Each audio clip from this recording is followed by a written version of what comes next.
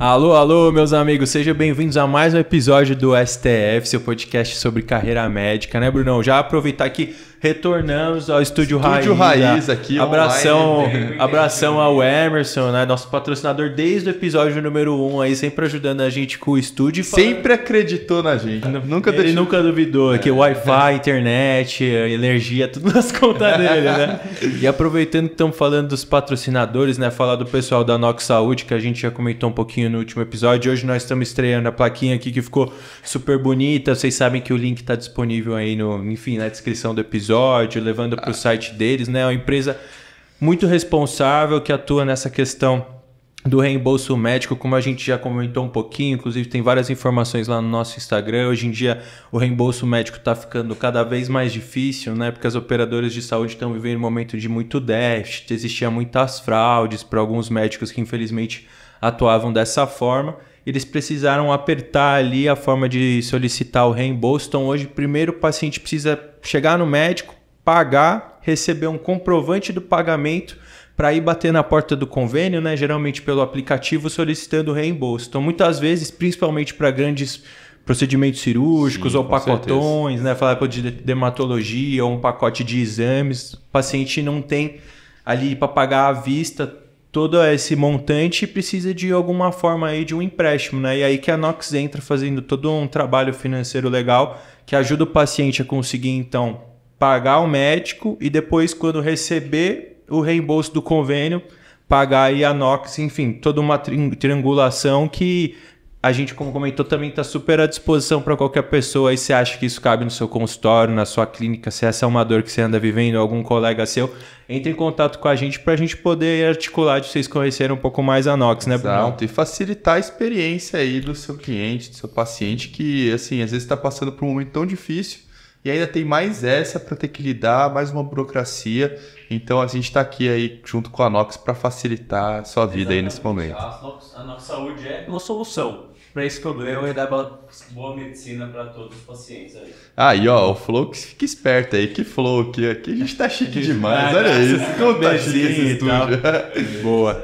Bom, Brunão, mas conta pra gente aí do nosso convidado. Bom, primeiramente aí, bom dia, boa tarde, boa noite. Eu até nem falei isso no último episódio, mas eu gostaria de dizer para você que aqui a gente tem uma convidada gabaritada, mas uma excelente doutora. Com passagem internacional, só para variar. Com passagem internacional. Bom, estamos falando aqui da doutora Denise Pasqualin, ela que fez a faculdade aqui na Escola Paulista. Mandar um abraço aí para os amigos aí da Paulista. Quem foi o último que a gente entrevistou da Paulista? Teve a Nicole, né? A Nicole fez Paulista, depois fez CGO lá, teve meu sogro também. Legal, ela começou então sua carreira aqui na Escola Paulista e foi fazer patologia nos Estados Unidos, na Filadélfia. Então, assim, vamos com calma aqui que não é pouca coisa não. Doutora Denise, muito obrigado por vir aqui. É uma honra recebê-la. Obrigada pelo convite. Já tô adorando essa experiência. Que legal. De ver aqui. Mas, Bruno, ela é o quê? É patologista? Patologista. O que é isso? É patologista? É patologista? Patologista. É patologista. Não é hepato. É patologista. Perfeito. Não, eu acho que é... Mais uma vez, recomendaram que o meu irmão fosse num hepatologista e... É que a sonoridade confunde. É tipo por doutoral, Gil, né?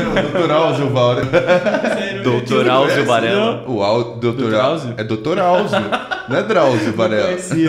Não, brincadeira. Bom, doutora, mas obrigado por estar vindo aqui. De fato, como o Brunão colocou, vai ser muito proveitoso pra gente, ainda mais para conversar sobre uma especialidade que, assim, acredito que de fato, de maneira global, pouco conhecida, né? Então, conta pra gente como é que foi um pouquinho esse começo de faculdade, escolher medicina. Nossa, começar em escolher medicina, eu escolhi medicina meio assim no susto, porque eu queria fazer biologia e aí... vai pro cursinho, tá naquela turma onde todo mundo quer fazer medicina em volta. Uhum. E eu não sabia o que eu queria fazer. Aí eu fui perguntar para um professor, que era professor do cursinho, que era biólogo e médico. Uhum. Aí ele falou, olha, tem muita coisa que você vai poder fazer como médico que você pode fazer com biologia. Mas como biólogo, não é a recíproca não é verdadeira. Você não vai ter tantas coisas assim que você vai poder fazer da medicina como biólogo. Mas eu me imaginava, assim, uma médica, assim, meio cientista.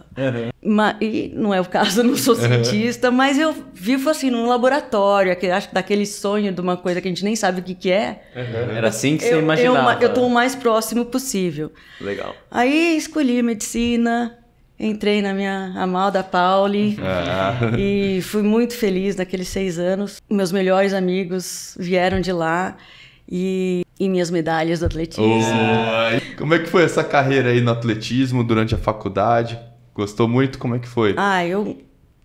Primeira vez, quando eu não tava na escola ainda, uma vez eu corri 400 metros e falei, nunca mais eu vou fazer essa corrida na vida.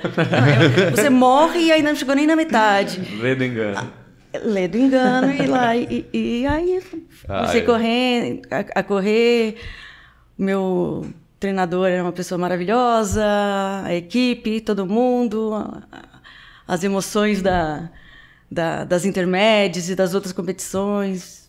Que legal. Eu sou suspeito pra falar de atletismo, porque eu lançava dardo na faculdade. Sabe como é, né? Nossa, meu treinador sempre falava de uma história da Paulista que tinha... Era o Gerson, que corria lá. O Gerson, que correu, virou atleta olímpico. Era um aluno da faculdade. Nossa.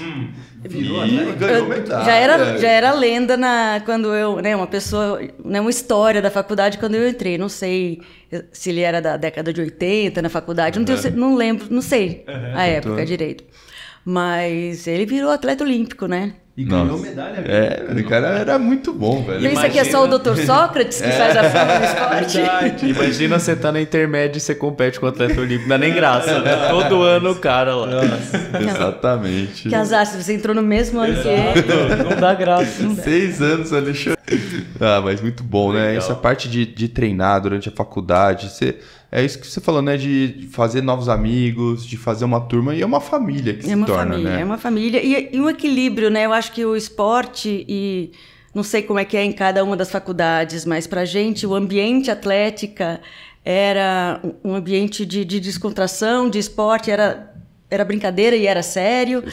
E a gente saía, né? Também tinha uma válvula de escape, né? Também tinha um momento de ir pra biblioteca e estudar. Sempre gostou de... com certeza. Mas... Um equilíbrio, né? Saudável, né? Um equilíbrio. Fica saudável, torna tudo mais leve. Mas assim, eu já fico curioso que imagino que naquela época, no começo da faculdade, assim, o que passava pela sua cabeça, visto essa questão de já, essa dúvida, né? Biologia, medicina, a patologia foi começar a entrar na sua vida de que forma? Patologia só no dia de fazer o xizinho na especialidade. Antes você pensava em alguma coisa diferente? Tudo. Pensei em tudo. Cada estágio que eu passei era mais legal que o outro. Acho que patologia atrai um pouco as pessoas que gostam de entender, né? Os processos. Então, as cadeiras básicas para mim foram muito interessantes. A fisiologia, a anatomia, a patologia, biofísica. Mas aí a gente vai entrando, né, nas especialidades e, puxa, gostei disso, gostei daquilo. Conversar com o paciente... Conversar era legal, mas entender o que eles estavam querendo dizer, explicar os sintomas. Minha dor é uma roda que roda e esguicha. Eu não conseguia traduzir isso em sintomas e sinais para os professores. Mas isso já no internato, né? Não. No internato e antes um pouco, quando a gente já estava aprendendo propedêutica. Mas as matérias mesmo eu gostava de todas. Que legal. Aí fica até difícil de escolher, né? Não, curioso. Aí eu pensei, cardiologia é legal, porque, não sei, cardiologia, né? Estetoscópio. Aí perdi meu estetoscópio. Falei, pronto. Aí morreu o sonho. Não. Como é que surgiu essa história de patologia? Eu já sabia que eu ia sair do Brasil para fazer uma residência fora, antes de escolher qual era a residência. Isso você definiu quando? Que eu acho que é outro assunto muito interessante. Assim, ainda mais que hoje, né, esse papo de, vamos passar um tempo fora, tal, apesar de ser curioso que várias pessoas que a gente já conversou que também há alguns anos já tinham essa pretensão de ficar fora numa época, e o quão valioso isso era do ponto de vista de desenvolvimento pessoal e profissional, né? Mas como é que surgiu isso? Eu acho que hoje... Eu vejo nas minhas filhas, a graduação já vem, né? Graduação que eu digo, de colégio mesmo, você já pensa, o mundo está à minha disposição.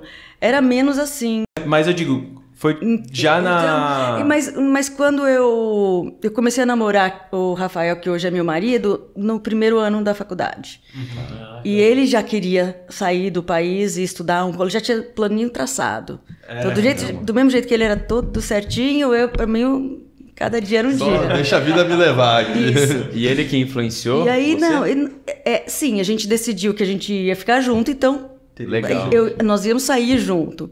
E ele estava 2 anos na frente na faculdade, então ele fez 2 anos, 2 anos de residência de clínica, e aí ele foi fazer oncologia fora. E quando eu estava terminando o 6º ano, ele estava prestando a prova de R+. Isso, para fazer a residência lá. Legal. Aí ele fez a residência de clínica lá de novo e depois a de onco. Então, quando eu imaginava como é que ia ser meu futuro nos Estados Unidos, eu pensava... Eu imaginava de um jeito, a gente imagina... Não sei se é porque eu faço patologia e tudo é imagem, mas eu imaginava uma coisa um pouco cinza. Aí um dia eu estou conversando com o Rafael e ele falou... Olha, tem uma pessoa que faz residência comigo, ele é patologista clínico, que está fazendo 1 ano lá. Patologista clínico? Patologista clínico, eu não sei muito bem o que é, patologia cirúrgica, anatomia patológica, patologia clínica, mas parece que é legal. Aí eu fui ver o que era. E eu devia saber, meu pai foi patologista clínico, mas quando ele morreu eu tinha 7 anos, eu não sabia disso, então... Não passou a informação. Não passou a informação, só sabia que ele era médico. E aí eu fui lá no laboratório de anatomia patológica, então tem a anatomia patológica aqui, né? Microscópio, biópsia, peça cirúrgica, diagnóstico, um laudo.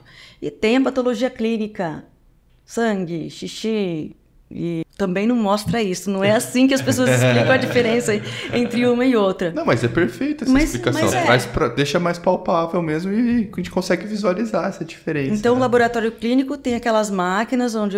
Bom, hoje máquinas, né? Um dia, reações químicas, onde você põe lá o seu espécime, que pode ser sangue, urina, saliva, aspirados de pulsões, o que for, e ou você faz uma cultura, ou você faz para a parte de microbiologia, ou você faz análises clínicas, né, bioquímicas, hormonais, etc. Ou biologia molecular com sequenciamentos e PCRs, etc. E a anatomia patológica é mais aquela parte de pegar um pedaço de tecido, cortar, preparar, colocar no microscópio, olhar e dar um diagnóstico. Aí eu conheci algumas pessoas, tinha um menino que é 1 ano acima de mim, veterano, que estava fazendo a residência, estava no começo da residência, eu fui conversar com ele, ele falou, olha, esse primeiro ano foi só autópsia, meio assim, difícil, mas eu tive uma autópsia fantástica, aconteceu isso. E, claro que a gente fala assim de autópsia fantástica, tem todo o lado triste, mas... Não, mas do diagnóstico. Mas todo patologista sabe, não tem lugar para aprender mais do que a gente aprende anatomia e patologia e entender o corpo humano do que uma autópsia, onde você começa, você vai... É a prática médica, né? Começa com aquele calhamaço de prontuário, né, para você virar. Tem a história. E aí você faz tudo aquilo, chega um diagnóstico. Mas isso tudo ainda no Brasil, então? Não, isso tudo no Brasil. Eu estava indo pensar o que eu ia fazer. Até então eu pensava que eu ia ser cardiologista. Mas aí... Até então, isso era 6º ano? Isso era 6º ano. Tava pensando na intermédia, né? Mas também na especialidade. Mas quando ele falou dessa autópsia muito interessante, foi uma paciente que infelizmente morreu quando eu estava na gineco e eu vi essa paciente viva, então para mim fez um monte de ligaçõezinhas. Você viu o outro lado, né? Que pra gente, enfim, no pronto-socorro da Santa Casa como porta aberta, a gente, infelizmente é isso. Muitos pacientes morrem, às vezes já chegam lá quase, né, a óbito, e lógico que tem aquela questão, às vezes, se precisa enviar para ML, ou se é um serviço de verificação de óbito, ou se às vezes consegue ser feita a autópsia até mesmo dentro da Santa Casa, esses casos que acabam ficando sem diagnóstico. E aí esse retorno para quem está lá na boca do gol, ali na linha de frente, também é muito valioso, né? Para você expandir sua cabeça de diagnósticos diferenciais, né? Então, foi mais ou menos isso que aconteceu, então? Foi, né? Eu achei interessante essa história, achei interessante. Falei com patologistas que eu já conhecia. Não, mas digo, mas o caso dessa menina, Não. o que era? Ah, no caso dessa... Sim. Ah, o que era o caso? Era. Era uma pessoa, era uma mulher que estava grávida, final, tá, a termo, estava na enfermaria da obstetrícia mesmo. E ela tinha algumas malformações, ela não era muito anatomicamente... A mãe. A mãe. Anatomicamente, na parte ginecológica, ela era um pouco... Não vou lembrar disso, talvez o meu colega da patologia soubesse os detalhes, mas o que aconteceu é que ela estava lá pré-parto e ela teve uma parada e eu estava lá quando ela teve a parada. Caramba. E eu não sei o que aconteceu e ela morreu. E o que aconteceu foi que ela teve embolia amniótica. Nossa. E ele então olhou o pulmão dela depois e viu o que ela tinha... o que estava atrapalhando. Né? Viu o porquê. Viu o porquê. E eu achei bastante interessante, porque eu tinha mudado de estágio, depois não sabia mais dela. Mas aí ficou interessante. Eu achei que podia ser uma coisa boa.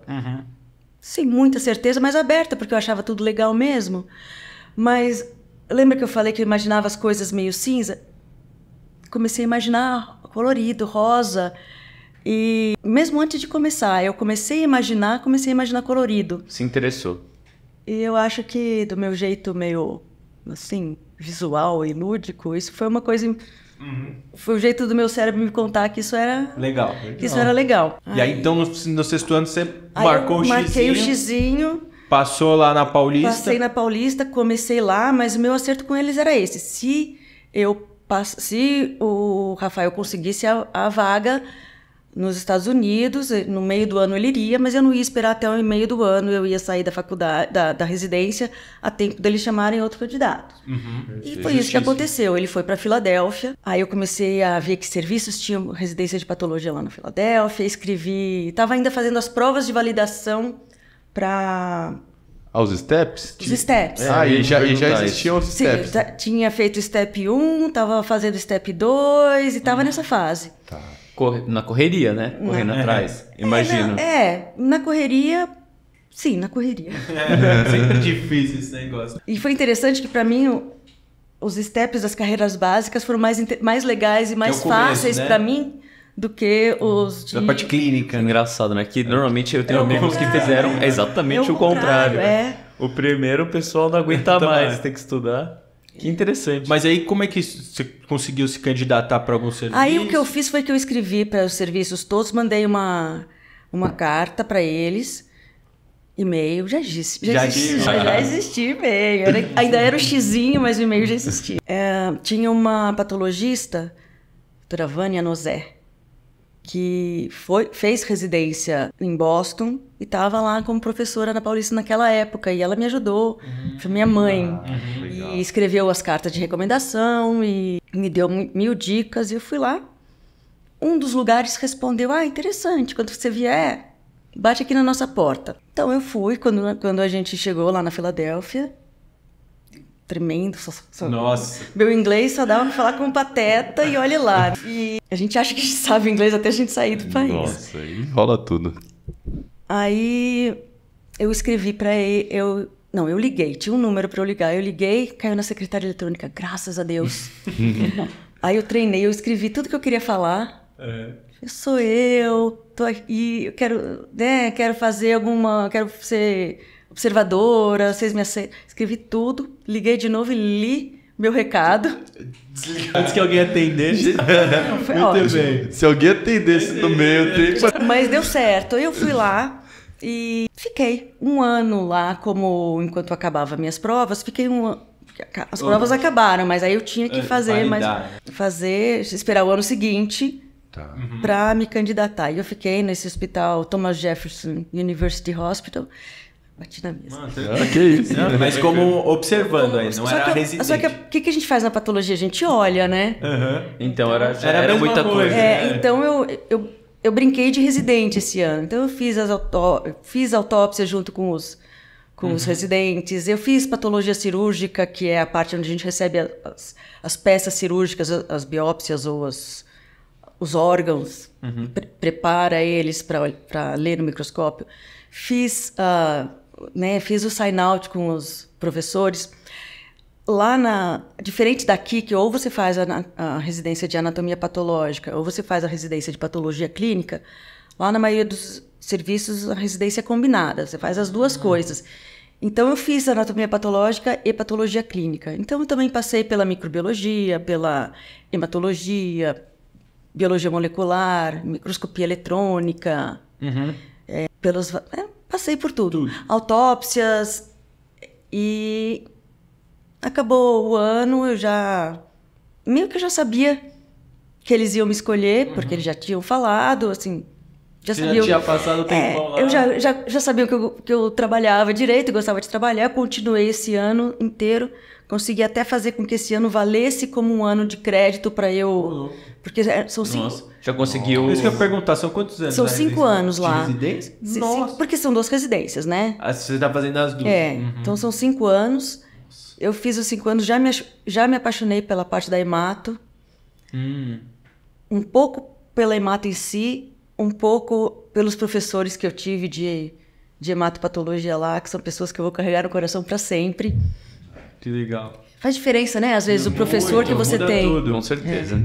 Te associa a matéria ao carinho que aquela pessoa transmite o conhecimento dela, né? É muito comum isso na escolha de profissão. Não, mas eu fico curioso porque, de fato, 5 anos, assim, é uma baita de uma formação, né? E imagino que era integral e tal. Conta pra gente mais como que, de fato, então, existe essa diferença que a senhora já estava comentando um pouco antes da patologia, assim, da forma como um patologista pode atuar em algumas áreas, né? Então, a patologia... Bom, vamos separar a patologia clínica e a anatomia patológica, porque como a gente pensa aqui no Brasil. A anatomia patológica, Bom, primeiro que quando a gente entra na residência, a gente não sabe nem que tecido a gente está olhando. É igual, a gente entra na residência, é igual a gente entra na primeira aula de histologia. A não ser que você já queira, desde o começo, fazer patologia. E eu tenho muitos colegas que já sabiam o que iam seguir, já faziam monitoria. Não foi o meu caso. Então... Estudar do zero, né? Começar do zero. E aí você vai descobrindo vai ficando maravilhado com o corpo humano e acha que sabe. Nossa, tem umas horas que a gente acha que sabe muito. Milhões. Já sei! E aí, quanto mais a gente aprende, né, menos a gente sabe de verdade. E até hoje a gente ainda está aprendendo. Patologia, anatomia patológica. Só que aí, como tudo, cada vez mais, tem as subespecialidades. Então, eu faço a parte de hematopatologia. Eu vejo linfonodos, linfomas, medulas ósseas. E como tem transplante de medula óssea no Einstein, onde eu trabalho, também vejo a patologia pós-transplante de medula. Mas tem a patologia renal, tem a patologia pediátrica, tem a patologia mamária, como tudo. Gástrica, tem muitas subs, e quanto mais você faz a sua sub, menos você vai lembrando dos outros.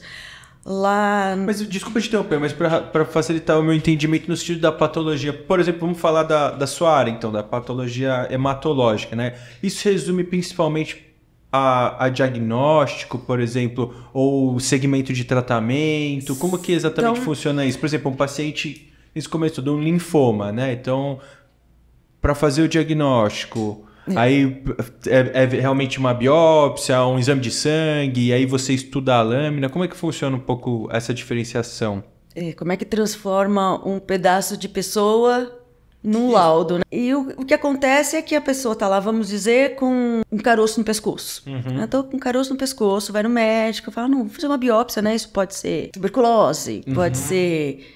linfoma, pode ser só uma reação a uma gripe que você teve, vai no saranda, a sorologia não mostrou que é nada disso. Aí chega uma hora que o clínico ou cirurgião manda para o cirurgião, ou manda para o intervencionista que vai fazer uma biópsia por agulha.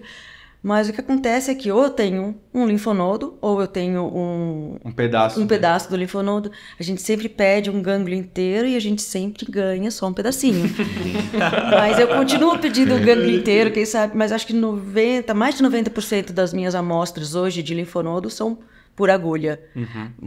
Assim, é muito menos agressivo para o paciente. Mas muito mais desafiador para mais vocês, agressivo né? para o patologista. Muito mais agressivo, sim. O patologista que se E eu fico falando, não dá para fazer. Só que como eu continuo fazendo o diagnóstico, eles acham que dá. E aí eu continuo fazendo e vai dar. Mas às vezes não dá mesmo. Às vezes eu falo, não, pouco, né? o diferencial é esse, mas tira o gânglio, eu preciso ver o gânglio inteiro. Mas então, por exemplo, chega um pedaço. Chega um pedaço. Chegou lá no laboratório, na parte da macroscopia, um pedaço. Aí eu olho, corto, meço, conto uma historinha, conto uma história da macroscopia. É um nódulo de tantos centímetros, por fora ele é liso ou não, por dentro ele tem cara de... Ele é liso por dentro, ele faz bolinhas, ele tem necrose, ele é amarelo, ele é rosa. E isso já dá algumas pistas. Então, a descrição macroscópica é tão importante quanto a descrição microscópica. É como você fazer um exame laboratorial sem ter uma clínica, sem ter os sintomas. É parte do processo, né? Legal. Então, a macroscopia é muito importante. É uma história que você conta. É uma vez um gânglio com essas características. Aí o gânglio vai a gente corta ele, coloca em pedaços desse tamanhinho assim. Então, um pedaço de, sei lá, 2 centímetros, fininho, no máximo uns 3 milímetros de espessura. Coloca num cassete, que é uma caixinha fenestrada. E aí existe o processamento. O processamento da amostra é o seguinte, eu tenho que fazer essa amostra ficar... Primeiro, ela não apodrecer, então ela é fixada no formol. Contrário da microbiologia. Microbiologia, você quer todo mundo vivo para ver o que cresce. A gente não, a gente quer o que... Do jeito que tá, observado. Quem entrou em mitose entrou, quem não entrou, não entra mais. Fechou. Então, a gente fixa essa amostra no formol. Depois a gente faz um processo... O que a gente precisa? A gente precisa de cortes super ultra finos. O tamanho do corte histológico é de 3 micras, geralmente. Uma micra é 1/1000 do milímetro. E como é que faz isso? Essa máquina? Como é que faz? Deixando o fragmento muito duro. Porque se ele é mole, você não vai conseguir cortar um presunto em 3 micras. Mas por isso que a gente faz o bloco de parafina. Que é... A gente pegou, então, aquele pedacinho de tecido, colocou no cassete. A gente, então, embebe esse tecido em álcool. O álcool vai desidratar o tecido. Então, onde tinha água, passa a ter álcool. Então, a amostra está desidratada, a gente, então, drena o álcool e coloca ele num xilol. Xilol entra no lugar onde tinha álcool. E aí a parafina é solúvel no xilol. Então, a gente coloca a parafina líquida no tecido. O xilol, além de deixar a parafina... trocar de lugar, ele também deixa o tecido um pouco transparente. Ele tem uma diafanização da amostra. E aí a parafina entra no tecido e você passa a ter um pedacinho de pessoa sólido. Que... a gente já é sólido, né? Você é sólido. Mas em vez da gente ser assim, a gente é sólido, mas... Pouco elástico. Mas aí você pega esse... a gente é borrachudinho, né? Mas o fragmento fica durinho. Aí a gente coloca esse fragmento num molde e aí coloca mais parafina líquida e você tem um bloquinho, um quadradinho assim, de parafina com tecido dentro. Esse bloquinho é que é cortado no instrumento que a gente chama de micrótomo, que ele corta... Cada avanço dele, você programa ele para ser de 3 micras, 5 micras, 2 micras, que eu peço para eles cortarem minha medula óssea. Então ele faz esse corte ultra fino, esse corte que tem a parafina em volta, então ele fica uma folhinha bem transparente. Nossa, deve sumir. Quase some. Aí você deixa esse corte numa água, banho-maria, uma água morna, e pega a lâmina e pesca esse tecido. Aí o tecido fica na lâmina. Que legal. Porque meio que ele é super legal, porque é bem artesanal. E os nossos técnicos que cortam, eles fazem... É arte. Então eles dão aquela sopradinha, chacoalhadinha, põe na água fria ou na água quente, conforme... Não, e o quão valioso também é esse tipo de processamento, né? Porque o cara vai lá, imagina o paciente, né? Que é o que a gente estava brincando antes, de qual o trabalho todo que existiu para chegar em você... Um pedaço de um linfonodo, né? E aí depois ainda tem que processar tudo isso, né? Não faz ideia do que acontece nos bastidores, não, né? Nada, por isso gostei muito. Mas aí essa é a parte que a gente sai do macro para chegar no micro, né? E imagino que Eles pegam a peça inteira que te deu e você vai ver toda ela no micro? Depende da peça. Um linfonodo eu vou ver ele inteiro, vou fatiar. Você vai vendo... Isso. Mas se eu tenho um útero inteiro, para cada tipo de amostra, né? Cada tipo de órgão e cada tipo de patologia que tem no órgão, então é diferente um útero que tem miomas e um útero que tem um adenocarcinoma. Mas eu tenho, então, um protocolo de cortes. Tá. Então, para não precisar ver tudo. Qual é a história que eu preciso contar depois na minha micro para que eu tenha tudo? Então, no adenocarcinoma do útero, preciso saber o quanto invade. Então, eu tenho que olhar macroscopicamente qual é a área mais profunda, colocar aquela fatia inteira. Eu tenho que ver se tem invasão vascular ou outras características. Então, eu tenho que representar bastante. Se eu tenho uma peça muito grande, pode ser que eu represente um pouco e eu tenho que... Depois você eu tenho que voltar, reestudar. Não, volta, eu quero ver. Parecia ser só um mioma, mas eu vi umas mitoses meio estranhas, eu vi atipia, necrose, põe mais. Então a gente muitas vezes volta na peça. Ou eu tenho o bloco de parafina, imagina, o bloco é uma coisa tridimensional, só que eu faço um corte. Pode ter mais coisa para baixo. Às vezes, olha, eu tô começando a ver alguma coisa, faz mais corte da minha lâmina. Então, sim, dependendo da a filigrana do especialista. É muito artesanal o processo. E quando está fazendo a parte macroscópica, você já também consegue perceber a altura que você vai fragmentar esse linfonodo, por exemplo? Ao ver ele, falar, acho que eu vou cortar um pouco mais alto, um pouco mais... A espessura do meu corte não varia muito, mas eu posso querer colocar mais pedaços. Por exemplo, olha, esse aqui tá diferente desse, tá amarelo, esse tá vermelho. Às vezes o amarelo é meio necrosento. Será que eu tenho um processo granulomatoso? Vou ter micro-organismo para achar aqui? Ou será que é uma necrose de tumor? Deixa eu representar mais essa outra parte. Muito então, a macro me dá uma ideia do que eu posso esperar na micro. Mas aí você pega, então, essa lâmina toda trabalhada e joga no microscópio. Não, ainda não. Ainda não. Segura aí. Eu vou ter que corar. Sim. Hematoxilina eosina, o HE, que vocês lembram daquele... Sim, lá atrás. Esse hoje cai nas provas. Então, a hematoxilina eosina é a nossa coloração básica para tudo. E aí a gente tem as colorações especiais para processos diferentes que a gente estiver procurando. Então, tem uma coloração para fibrose, uma coloração para o Zil-Nielsen para micobactéria, ou outras colorações para fungos. Eu tenho coloração para quê? Para tudo, para depósitos de ferro ou de melanina. Eu tenho várias colorações. E além disso, eu posso fazer outros cortes para fazer outras técnicas ou eu posso usar esse bloco de parafina para fazer estudos moleculares, ou eu posso usar esse bloco de parafina para fazer a imunohistoquímica, que é, na verdade, eu coloco um anticorpo que vai reconhecer uma molécula específica. Por exemplo, essa biópsia tem cara de infecção por citomegalovírus. Eu tenho um anticorpo anti-citomegalovírus. Então, se tiver... Mas é tipo uma gotinha assim em cima da lâmina? Não. Na verdade, sim. Eu ponho uma gota desse anticorpo, mas é um pouco mais elaborado que isso. Eu ponho uma gota do anticorpo, deixo lá um tempo incubando. Lá, se tiver o citomegalovírus lá, o anticorpo se ligou. Aí eu coloco outra gota, que é um anticorpo secundário, que vai ter uma substância cromógena, que vai dar a cor. Então, que tem as especificidades de se liga anticorpo, ele se liga. Entendi. E aí depois eu coloco uma hematoxilina para eu conseguir enxergar o tecido. Então, onde tem o tecido, que eu reconheço, como na histologia normal, ele está azulzinho.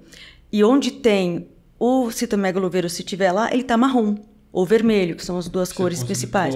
Então, tem outras técnicas para... Por exemplo, eu estou vendo uma metástase e eu estou olhando, eu não sei de onde vem esse adenocarcinoma. Ou se é um melanoma, metástase de melanoma. Mas eu tenho anticorpos específicos para tecidos. Então, eu monto um quebra-cabeça do painel de vários. É muito legal. Não, trabalho de detetive, é muito legal. Lá na Santa Casa, até curioso, assim... Confesso que quem sou eu para falar alguma coisa do serviço de patologia lá, mas às vezes a gente consegue ir... a gente mandou um material, até hoje mesmo que acho que faz parte do dia a dia, principalmente do clínico, né? Na fisiatria, o quanto vocês têm contato com Não, eu tenho no R1 ali, que a gente passa na enfermaria da clínica. Porque é muito, usa muito, essas coisas que você não sabe, a clínica não tá batendo, a exame sérico não tá funcionando, tem como mandar algum material para amostra. Até hoje mesmo, um paciente que tinha doença de Crohn, a senhora foi submetida a uma hemicolectomia, porque tinha doença muito avançada, já estava refratário ao uso de imunobiológico, mas que às vezes também jogam lá, o chefe que estava me contando essa história, que a princípio é doença de Crohn, já acompanha no ambulatório faz tempo, faz uma hemicolectomia, na hora que o macroscópio, o cirurgião não identificou nada, acho que fez a parte dele de tirar a parte do intestino que está doente, né, e manda lá pro anátomo porque faz parte do protocolo. Mas depois que voltou, alguns casos, pô, não era só doença de Crohn, tinha um pedaço lá que já era sugestivo de um adenocarcinoma coloretal, que acho que deve ser um pouco disso que a senhora estava explicando. Então, o cara viu que é Crohn, mas foi descendo, não, isso aqui já não é só Crohn, aí vem mais um pedaço, e um adenocarcinoma grande, você vai ver aquela úlcera, aquela vegetação, o cirurgião se abrir o cólon, ou o endoscopista, vai ver. Mas se é uma coisa pequena, num cólon muito inflamado, nos cortes, né? Legal. Mas então aí depois de todo esse trabalho, enfim... Agora chegou no microscópio. Finalmente, agora chegou no microscópio. Porque no laudo vai isso, né? Porque eu, relembrando alguns laudos que eu já vi, tem o macro, aí tem a descrição do microscópio, tem a descrição desses testes que são feitos. Então, foi realizado o teste com sei lá o que me foge aqui. Vermelho combo. Vai descrevendo ali, foi positivo e tal, sugestivo disso. Aí esse é o quebra-cabeça que vocês montam no laudo ali. É isso. E quebra-cabeça é um jeito de falar, né? Investigação é outro, mas o jeito que eu sempre penso na patologia é o paciente é um livro que tem uma história, geralmente um drama, né? Essa história, e a patologia está lá como uma ilustração de uma página dessa história, é um retrato daquele momento. Então, se você for ver assim, é bonito. Muito. É bonito, porque é uma história forte na maioria das vezes, às vezes é uma história feliz, né? Sarou. Sim, não, mas pode ser trágica, né? Mas pode ser trágica, mas é tão importante quanto outras páginas Não, muito bem. Então vamos aproveitar o gancho agora e vamos voltar então. Beleza, terminada a residência lá nos Estados Unidos, vocês voltaram pro Brasil. Como é que foi isso aí, esse retorno? Não, antes de eu voltar pro Brasil, eu fiz mais um ano de fellow de hematopatologia. Fez um ano de fellow lá. E aí então, a hemato... Fazer a patologia clínica junto da anatomia patológica para hemato é muito rico, porque tem toda a parte laboratorial dos mielogramas, isso é campo da patologia clínica, mielograma, os exames, os esfregaços de sangue, citometria de fluxo, biologia molecular aplicada a hemato, também fez parte do meu treinamento, pelo menos eu não trabalho com isso, mas eu tenho familiaridade. Então, aí sim eu voltei. Mas só uma coisa, antes de voltar, pensou em ficar lá? Como que foi esse dia? Não coçou essa vontade? Sim, olha, a época era outra, né? Então, como é que era? Engraçado, eu tinha, não sei se é engraçado, mas eu tinha vários colegas venezuelanos que estavam lá. E foi na época que o Chávez estava entrando na Venezuela e estragando um pouquinho o país. Em compensação, pelo menos do ponto de vista de quem estava fora do Brasil, a gente estava na época do primeiro governo do Lula, que o país deu aquela crescida, a visão dele internacional era muito boa. Melhor do que a visão nacional, porque a gente sempre... né, a gente sempre tem um pé atrás com tudo que está acontecendo aqui dentro, mas o Brasil não estava ruim. Eu saí do Brasil, para você ter uma linha de telefone, eu ganhei uma linha de telefone de presente de casamento. Propriedade. Era uma propriedade. Você declarava no imposto. E eu voltei e todo mundo tinha telefone. Então... Deu um momento bem diferente. Eu voltei num momento, foram 6 anos fora, foram 6 anos que o Brasil estava diferente. Eu acho que melhorou a condição do brasileiro. Então, o país, eu acho que estava num momento de um país... Mesmo quem estava fora enxergava o Brasil como aquela questão que existia nessa época, como uma nova potência, um país em crescimento, né? Mas não foi por isso, não foi por isso que eu voltei. Eu achei que era por causa disso. Não. Mas o Brasil era um lugar mais propício do que a Venezuela para voltar. Nenhum dos meus amigos venezuelanos, não só eles queriam ficar, como eles queriam trazer a família. E aí tem todo um outro processo para conseguir um green card. E a gente pensou, até o Rafael teve uma oferta para fazer acho que era para Houston, para fazer mais estudo e ficar. Mas as nossas filhas nasceram lá, e aí criar elas longe da família. Faz questão da família sempre pega. Estudo, vovó, vovó. Então vocês voltaram no começo dos anos 2000 ali? Voltamos em 2004. Uma filha que nasceu em 2003 e uma filha que nasceu em 2002. E foi... Assim, trabalhar com patologia no Brasil, com toda essa carga, se inserir de novo no mercado de trabalho. E tem uma questão também que trazem bastante, que às vezes a gente vai meio que formando nossas conexões durante a residência, né? Sim. Então eu acredito que desse gap no exterior voltar e se ambientar deve ter sido um desafio, né? Foi, e fora, além disso, eu só comecei a me interessar pela patologia quando eu já estava indo embora. Então não conhecia ninguém, não participava das reuniões que os residentes todos iam para apresentar caso e se conhecer. Não participei de nada disso. Mas uma vez teve um congresso de hematologia lá na Filadélfia. A gente conheceu alguns oncologistas e hematologistas. A gente estava conversando lá, o Rafa foi lá perguntar, e aí, tem emprego, não tem emprego, como é que é no Brasil? Ele falou, olha, para você eu não sei, mas é hematopatologia que ela faz? Fala com essa pessoa aqui, ó. E engraçado é que eu estava saindo da Filadélfia e ele falou para eu falar com o Filadélfio. É o sinal, né?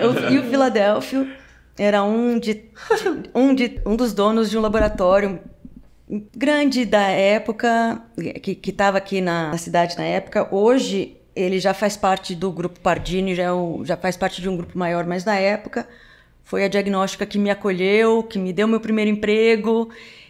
Então esse contato já virou um emprego? Virou um emprego. Então eu voltei em agosto, comecei a trabalhar em setembro. Nossa, perfeito. Lá. Já para o Rafael foi mais difícil, ele também teve uma pessoa maravilhosa que acolheu ele.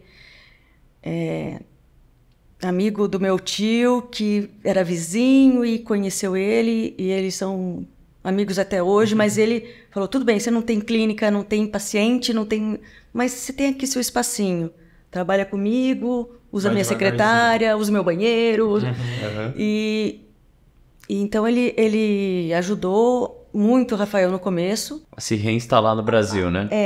E aí ele também foi trabalhar na faculdade do ABC, nessa época, com residentes e com pacientes oncológicos. Legal. E aí ele foi montando o espaço dele. Também.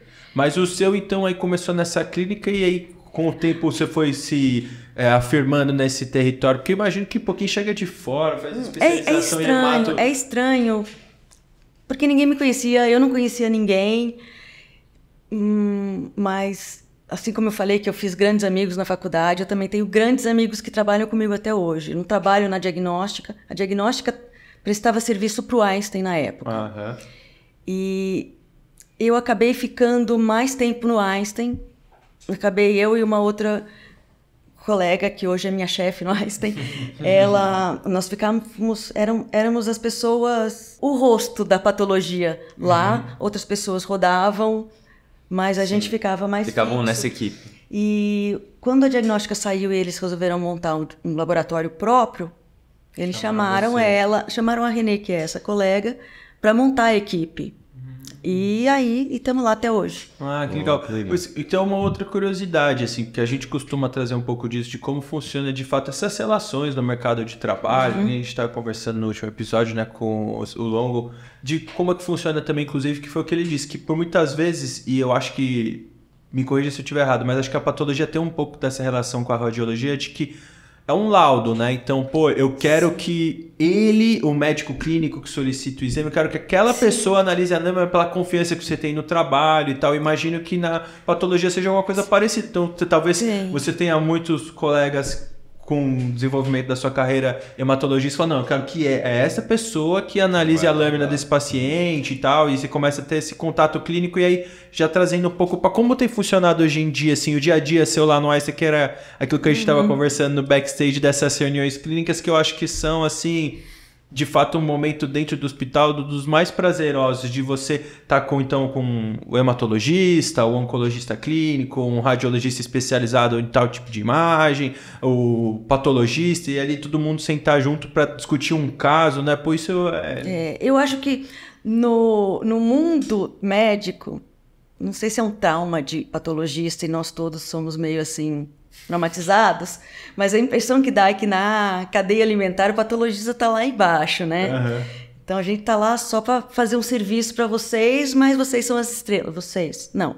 Vocês me valorizam. Mas nessas reuniões multidisciplinares dos tumor boards que a gente tem lá no Einstein e nos outros hospitais, tenho certeza que é assim também, a nossa participação tem tanto valor quanto a participação do radiologista, da psicóloga que está vendo o paciente, do médico que está conduzindo o caso. Existe essa valorização de toda a equipe, né? Existe. E isso é muito legal. Porque a gente se sente parte, mas às vezes conversam com a gente como se a gente fosse meio que um inimigo. Você está aqui, você não está fazendo o que eu quero. Eu quero que você escreva que é esse diagnóstico. Quantas vezes eu quero que você escreva isso? Meu Deus. Eu sei desse conflito. E assim, falam de hierarquia, só que da minha breve experiência na clínica, é o momento mais aguardado. Volta na sessão. Todo dia fica atualizando lá, e vocês aí com pressa não estão vendo o artesanato que está sendo feito, suor que está sendo esgotado, né? E o pessoal fala, não, porque não sai? É mais um dia de internação, só que a hora que sai... Define tudo. É muito pouco questionado. É uma coisa assim... eu acho que parece que veredito, parece que entra um pedaço de um lado, sai uma resposta do outro. Isso. E tem muita coisa que acontece dentro dessa caixa preta. E a gente discute casos, e entre nós, que fazemos hematopatologia lá, somos 4. É um serviço grande, a gente não atende só o Einstein, a gente atende outros serviços de hemato e de outras coisas. Então, somos 4 e sobra material, sobra exame. Mas, e tem casos que a gente discute, casos que já vem, como é um serviço já de nome, a hematologia do Einstein e de transplante, vem os pacientes complicados. E quando o paciente é complicado, o diagnóstico é complicado também. Ou, às vezes, o diagnóstico é polêmico. E por isso que o caso é complicado. Então, duas coisas que eu vou falar. Vamos ver, eu acho que eu vou falar várias. Uma coisa imagina que eu vou voltar para a história da ilustração do livro. Tá. Se eu tenho imagina que está lá desenhado um microfone. Esse microfone aqui é a ilustração dessa página. Você pode escrever vários textos que combinam com um microfone aqui. Eu posso estar num show, eu posso estar aqui com vocês, eu posso estar... Né? Tem várias histórias. Mas dependendo da informação clínica que vocês escrevem no papel para mim, essa imagem que eu estou vendo vai se encaixar nessa história, nessa fisiopatologia. Então, a comunicação... eu adoro quando ligam para... Não quando reclamam muito, mas na verdade eu não sei se eu adoro, porque quando ligam a gente... Ai, não, o que eu fiz hoje? Mas, se não está fazendo sentido, tem que ligar. Porque a gente, muitas vezes, não tem toda a... Sim, essa história. Toda a história, né? Não tem toda a história. E a gente encaixou num cenário que estava lá no nosso repertório. Se fala outra coisa, você tira desse cenário e... não respondeu com essa quimioterapia. Pode ser um linfoma primário do mediastino? Eu dei um outro diagnóstico? Nossa, claro, eu nem sabia que tinha lesão no mediastino. Claro que pode. E aí eu revejo, pode. Isso, inclusive, era uma dúvida que eu ia perguntar. O quanto que a informação que você recebe do médico que solicitou a biópsia, por exemplo, quanto que essa informação antes ela é benéfica e o quanto você acha que ela pode ser um viés? Eu acho que sempre benéfica. Se não é contada mentira, a gente também recebe mentira. Não, sempre é benéfica. Existem casos onde eu quero primeiro olhar, deixa eu olhar, aí eu vou ver Você tem essa a liberdade. história. Eu posso olhar e logo depois ver qual é a história clínica. E nas medulas ósseas, eu olho, quando eu estou triando um caso, eu olho, eu vejo o que o mielograma viu. O mielograma é um aspirado da minha mesma amostra. Eu vejo o que o mielograma viu, o que as outras coisas que eu já tenho à disposição estão prontas e podem me dizer, e eu junto tudo. É uma interpretação conjunta. A outra coisa que eu ia dizer, além da história clínica, é que, imagina você clínico, você tem um paciente com tal doença, e você pode, lá naquelas super discussões, propor um tratamento super legal. E aí vem ele e fala de um outro tratamento super legal. Vocês podem até brigar um pouco, mas às vezes os dois tratamentos podem cabíveis. São cabíveis, às vezes melhor ou pior para aquele paciente, mas são vários. O meu diagnóstico só existe um certo. Não tem, o paciente não tem duas verdades lá, tem uma. Mas ainda assim é uma interpretação. Eu estou olhando aquela imagem, vendo a minha bagagem, vendo a história que você me contou, as coisas que eu li no livro, os casos que eu já vi, e falando, olha, eu entendo que isso aqui é isso. Mas só que esse meu eu entendo que isso aqui é isso, está lá escrito, assinado. Sim. E então, vocês lá do outro lado tomam como verdade. Sim. Que é a minha verdade, só que é uma interpretação. Entendi. Então, O que a gente fala aqui, a medicina não é uma ciência exata, não é uma ciência exata. Talvez no caso da patologia ela tenha esse peso de ter uma resposta precisa e excluir as outras. Não, acho que, na verdade, eu acho que também uma coisa que a senhora está colocando que eu enxergo, que acho que é uma outra preocupação também do radiologista, que é na questão do laudo, né? Aquilo é um registro que fica e, de fato, aquilo traz uma verdade para quem está do outro lado. Então, se o radiologista descreve a imagem numa ressonância de uma lesão de fígado como sugestiva de um hemangioma, o clínico tá fazendo sentido, a clínica... É um hemangioma. E você está respaldado pelo laudo, né? Exato. E também tudo... E acho que até aproveitando esse gancho para a gente se caminhar agora para o fim do episódio, assim, fora toda essa responsabilidade que existe, né? E eu sei o quanto esse peso carrega até de conhecer médicos, radiologistas que, inclusive, sofriam com tanta ansiedade de você ir lá e a pressão, às vezes muitos laudos para dar por dia, né? Que a gente tem todo esse lado da profissão que por muitas vezes a gente até nem conversou aqui. Mas de que, enfim, tem que nem uma vez um grande amigo nosso me ensinou, né? Vocês conhecem a segunda lei do Pequeno Príncipe? Não, diga. Que é, tu te tornas eternamente responsável por aquilo que tu assinas. E aí o radiologista, o patologista estão ali colocando a dele. Então, também a seriedade no trabalho disso e esses médicos que inclusive sofriam muito com isso, porque você tá lá dando um monte de coisa, você chega em casa, será que aquilo era aquilo mesmo? Não, sabe? quantos casos a gente vai nas intervenções, nas congelações, que é outra coisa que a gente nem falou, que o patologista faz às vezes. Lembra que a gente precisa do fragmento durinho para poder cortar fino? Às vezes a gente precisa dar uma resposta dentro da cirurgia para o cirurgião... Na hora, falar, tiro mais, tiro menos. Tiro mais, tiro menos, né? Tá, a margem está positiva ou não. Então, para deixar duro, a gente congela. A gente tem um equipamento chamado criostato, a gente congela aquele fragmentinho a menos 25 graus, 28 graus, corta e olha lá, na hora e fala. Time. E o coração fica assim. Só quando saiu a parafina no outro dia que você olhou, que aí você respira, ou não. De ter mais ferramentas para conseguir exatamente isso que a senhora está construindo, né? De você ter um raciocínio mas eu já dei uma resposta naquela hora e a conduta já foi tomada. Exato. Você vai descobrir só no dia seguinte se confirmou ou não aquilo que você viu no primeiro momento, né? E é isso que eu queria aproveitar, assim, inclusive... Você que trabalha no Einstein, a gente enxerga como um grande centro, né, referência no Brasil, América Latina e tal, e inclusive acho que relacionado a muita pesquisa. Quais são os próximos passos assim que você enxerga dessa questão da patologia, talvez o uso dessas novas tecnologias ou até esses desafios que a gente vem enfrentando? Eu acho que é um momento legal, porque uma coisa que já aconteceu na radiologia, não vou falar da patologia molecular, da biologia, assim, isso já é bem mais avançado do que nosso mundinho artesanal que eu contei para vocês, de pegar um pedaço, pôr no microscópio, usar tecnologias. Mas a gente está entrando numa era de patologia digital, então radiologia, a imagem já está lá num software e em qualquer lugar do mundo você pode laudar. A patologia já existem agora softwares que digitalizam a lâmina e você tem aquela lâmina perfeita e pode laudar. Mas transformar a sua rotina numa rotina digital requer muitas adaptações. E a gente está nessa transição no hospital e a gente usa patologia digital para algumas coisas, para algumas situações específicas, para alguns consultores, mas a nossa rotina, transformar ela em patologia digital, não aconteceu ainda. Tem alguns lugares que acontecem, eles têm os seus problemas também e as suas... até a gente pode ficar de olho, ver como é que eles consertam esses problemas para a gente poder aprender. Mas essa é uma coisa, patologia digital, que cada vez vai estar mais... Mas você se refere ao que exatamente na patologia digital?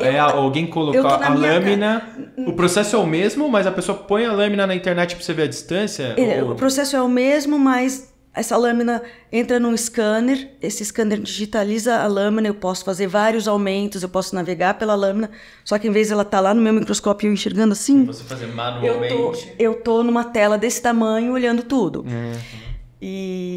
Só que alguém ainda tem que pegar, colocar, a digitalização tem o seu tempo, o espaço na nuvem tem também... Com certeza.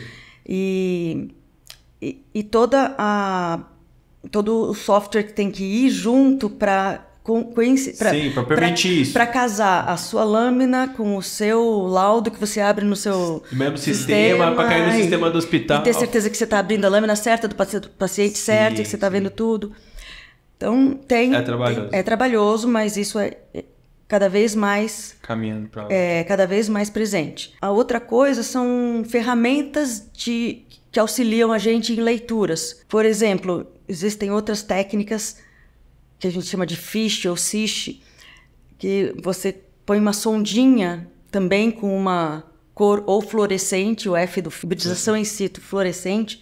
Você hibridiza esse pedacinho de sonda com o DNA que está lá no tecido e olha, por exemplo, se um tumor de mama tem uma amplificação do gene do HER2. Esse é um exemplo. Então, você tem que preparar a lâmina, fazer todo o processo mais um pouco, e aí você tem que olhar no microscópio de fluorescência, contar a citogenética é assim, contar quantas cores quantas bolinhas você tem de uma cor, quantas bolinhas você tem de outra e interpretar. Tem o FISH e tem o SISH que não é fluorescente, que é com cor, que nem a imunohistoquímica que eu tinha falado. E tem softwares que fazem essa leitura. Não tem problema. E hoje mesmo teve gente do nosso laboratório que faz patologia mamária, que foi lá ver um software que a gente pretende implementar dessa leitura, e o patologista demora muito tempo, porque... Contar, né? Muito manual. Ele tem que contar pelo menos 100 células ou 200 células, fazer a conta, fazer a soma, dizer está amplificado, não está amplificado. Na verdade, depois de validar, a máquina vai fazer isso rapidinho e no tempo dela. O patologista está fazendo outra coisa. Sim. E aí o patologista começa a ter outro... E assim a gente tem outros algoritmos para outras leituras de imunohistoquímica, principalmente quando a gente tem que quantificar. Entendi. Mas nesse papel de contar mesmo, que é uma coisa manual, trabalhosa. Ou algoritmos de padrões que você reconhece de determinadas patologias e ajuda a dar uma triada.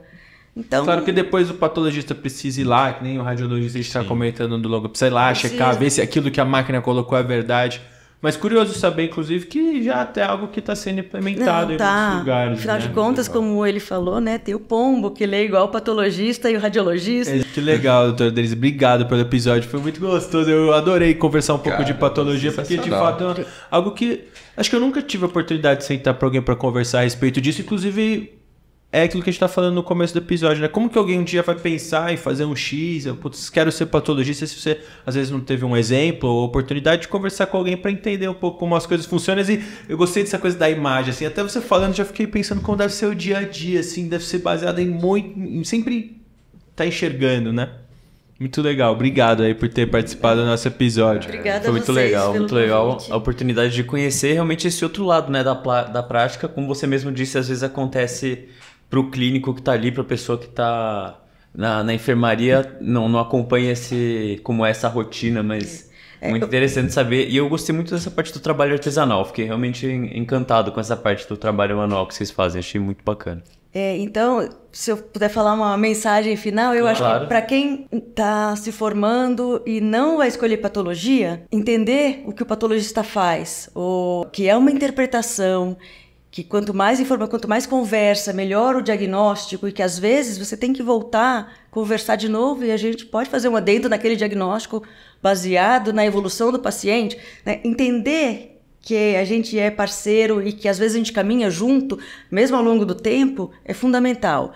E a outra coisa, para quem um dia vai fazer patologia, é muito legal. Pode vir, vem conhecer o laboratório. Vem que a piscina tá quentinha. Vem que a piscina tá quentinha, vem conhecer o laboratório. Que legal. E não é só aquela coisa de a pessoa que faz autópsia e come sanduíche ao mesmo tempo. Ou então faz as coisas de CSI, de descobrir aquela coisa. Não, Muito legal. Vamos combinar um dia da gente ir lá no laboratório, pô. Esse é um prazer, eu fiquei muito curioso. Vai lá. E aí, obrigado a você, a gente se vê no próximo episódio. Tchau! Alô?